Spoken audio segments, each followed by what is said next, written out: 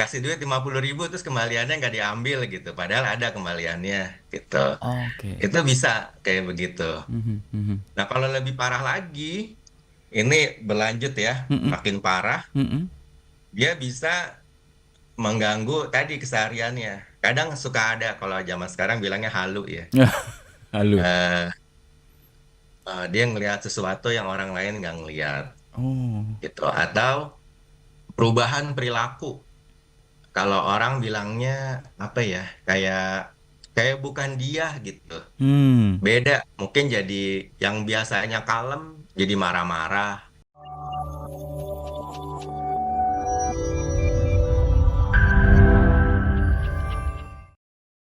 Gejala-gejala yang mungkin timbul yang mulai terlihat terhadap orang yang terkena Alzheimer ini apa, Dok? Dari yang mulai ringan sampai yang paling berat begitu, dan apa yang bisa kita lakukan untuk tidak membuat kondisinya semakin parah, Dok? Jadi untuk mencegah keparahan dari Ya, penyakit Alzheimer ini, Dok. iya.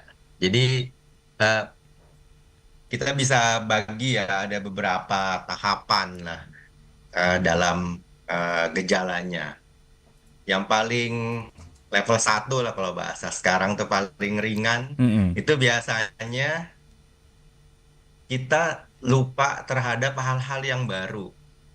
Jadi kalau bahasa kerennya memori jangka pendek. Oke. Jadi misalnya saya sering bilang kalau ke pasien itu, jadi ada orang nanya, kok tadi udah nanya, nanya lagi gitu misalnya. Heeh. Ada orang yang tadi kayaknya udah ngomong deh, kok ngomong lagi sih Pak, gitu misalnya. Di Heeh. rumah misalnya ya, ada besok kita ke rumah sakit yuk. Nah, nanti berapa jam lagi dia nanya lagi, apa bilang lagi tuh, Mhm. besok kita ke rumah sakit yuk. Gitu. Bapak tadi bukan udah ngomong, nih. Oh ngomong lagi, gitu misalnya. Itu Oke. jadi ada pengulangan, ada repetisi terhadap hal yang sudah dilakukan atau diucapkan. Itu itu itu gejala awalnya tuh. Jadi Mm-mm. ada memori jangka pendek kayak atau yang lain lagi contoh memori jangka pendek tuh ketika kita nyampe di tempat kerja atau udah menjelang siang gitu ditanya gitu misalnya tadi pagi makannya apa atau Lu- semalam makan malamnya sama apa. Lupa. Nah, itu juga lupa tuh sama apa ya saya lupa atau eh kita ketemu sama orang nih, udah berbincang lama kayak gini nih, sama Pak Yudi nih, Heeh. misalnya. Terus nanti ditanya mungkin setengah jam, tadi ketemuan sama siapa tuh? Harus Nah, wawancara. Iya, wawancaranya sama siapa? Siapa ya? Kok lupa ya? Nah, itu eh, yang awal-awal tuh biasanya memori yang terkena oke. dari daya pikir kita. Mhm. Nah, lalu dari situ bisa dia berkembang ke level berikutnya. Level berikutnya itu mulai tuh yang lain-lain ikutan. Contoh, dia lupa jalan pulang. Hmm. Misalnya eh, pergi ke warung atau apalah sekarang ya, kayak convenience store gitu lah. Mhm, mhm. Dia datang, Mhm. beli, terus pulangnya lupa kemana. Jadi nyasar. Mmm. Nyasar itu bisa kayak gitu.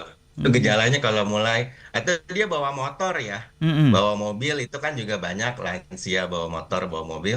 Terus dia lupa Oh, arahnya kemana gitu sampai akhirnya mungkin dia dibantu orang gitu.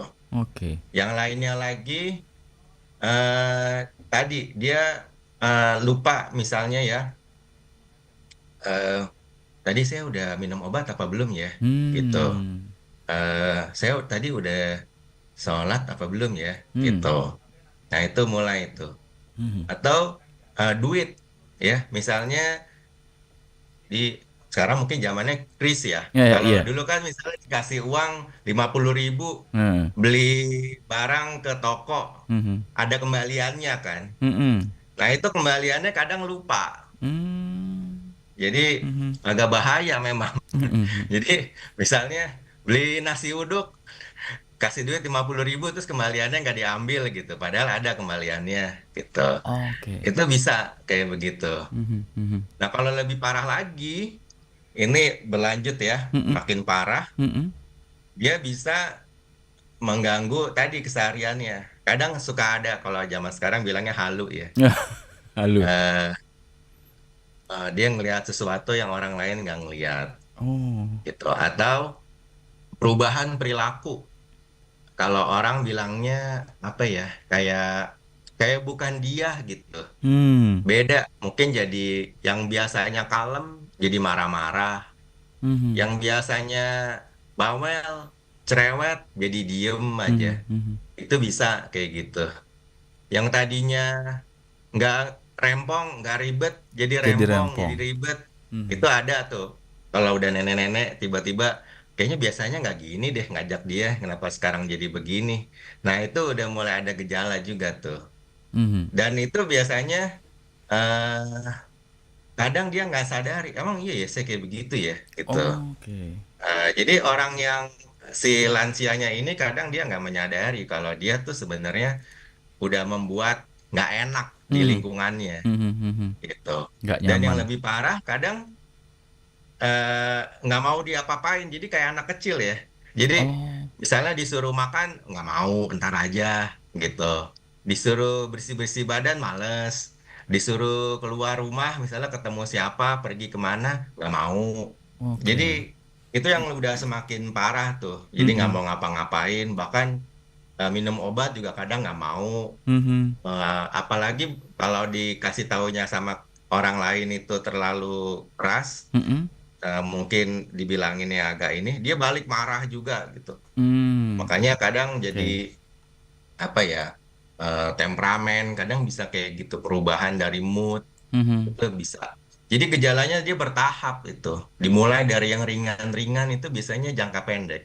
Mhm, mhm. Justru yang jangka panjang itu yang nggak, itu jarang biasanya. Itu di akhir-akhir tuh baru Mmm. terganggu. Jadi kadang kalau orang bilang, dulu waktu saya masih ingat tuh, saya kerja di mana itu atasan saya dulu. Dulu saya masih masa jaya-jayanya, masih masa keemasan, suksesnya saya sebagai ini. Nah, dia masih ingat tuh. Mhm, Tapi mhm. yang baru-baru ini dia nggak ingat. Mhm. Gitu. Nah, kalau ditanya gimana caranya untuk menghambat progres seperti itu, ya tentunya ada beberapa aspek.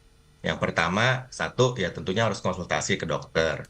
Ada Oke. beberapa obat yang bisa diberikan untuk kita bilang namanya memperlambat ya, Mhm. memperlambat progresi atau memperlambat penurunan Mhm. supaya tidak terlampau drastis Mhm. penurunannya.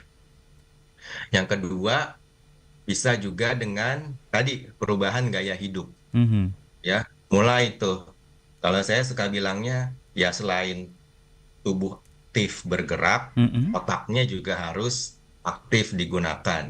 Iya, iya, iya. Misalnya, ini kan kadang orang-orang tuh kalau 60-an udah pensiun ya. Mhm, di rumah gitu Jadi ya.